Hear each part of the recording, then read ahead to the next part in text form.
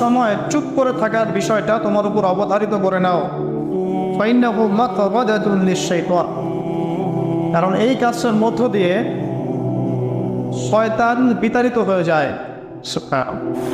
ওয়া আউনুল লাকা আলা আমরি দীনিক, দীর্ঘ সময় চুপ থাকলে তোমার দিনের প্রতিটা কাজ করার ব্যাপারে আল্লাহ তোমাকে সাহায্য করবেন, বা দীর্ঘ নীরবতার ব্যাপারটা দিনের প্রতিটা কাজ করার ক্ষেত্রে তোমাকে সহযোগিতা করবে।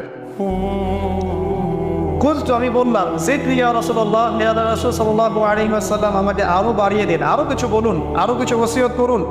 ক্বালা, তিনি বললেন ইয়াকা ওয়া কাসরাতাদ দাহিক, সাবধান থাকবে, বেশি বেশি হাসবে না। ফাইন্নাহু ইউমিতুল কানি, কারণ যারা অধিক পরিমাণ